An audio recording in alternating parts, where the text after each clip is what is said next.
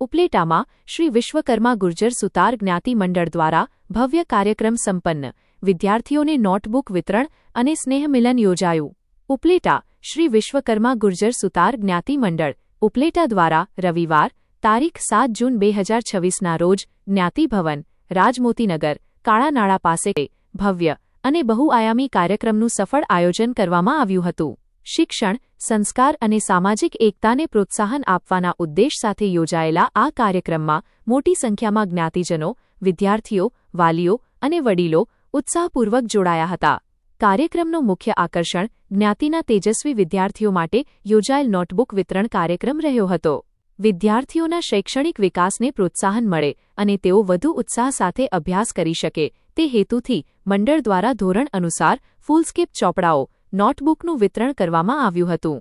વર્ષ 2024થી 25ના શૈક્ષણિક વર્ષમાં સફળતાપૂર્વક ઉત્તીર્ણ થયેલા વિદ્યાર્થીઓ પોતાના પરિણામપત્રકની નકલ સાથે વહેલી સવારથી જ કાર્યક્રમ સ્થળે ઉપસ્થિત રહ્યા હતા.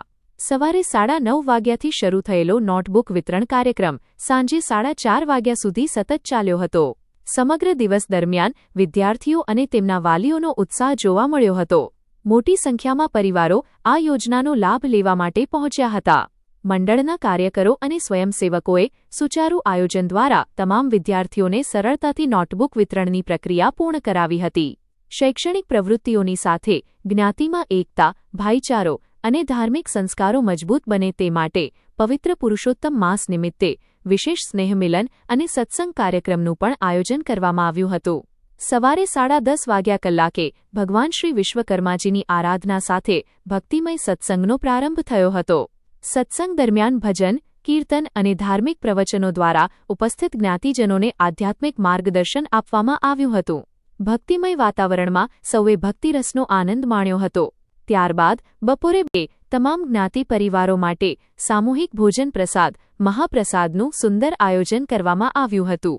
એક જ સ્થળે મોટી સંખ્યામાં પરિવારો સાથે મળીને ભોજન ગ્રહણ કરતા સામાજિક એકતા અને સ્નેહભાવનું અનોખું દૃશ્ય સર્જાયું હતું. યુવાનો, મહિલાઓ અને વડીલો સહિત તમામ વર્ગના લોકો કાર્યક્રમમાં જોડાયા હતા અને એકબીજા સાથે હર્ષોલ્લાસપૂર્વક સમય વિતાવ્યો હતો. કાર્યક્રમ દરમિયાન જ્ઞાતિના અગ્રણીઓ અને મંડળના હોદ્દેદારોએ શિક્ષણના મહત્વ પર ભાર મૂક્યો હતો. તેમણે જણાવ્યું હતું કે સમાજના વિદ્યાર્થીઓ ઉચ્ચ શિક્ષણ પ્રાપ્ત કરીને વિવિધ ક્ષેત્રોમાં સફળતા હાંસલ કરે તે માટે મંડળ સતત પ્રયત્નશીલ છે.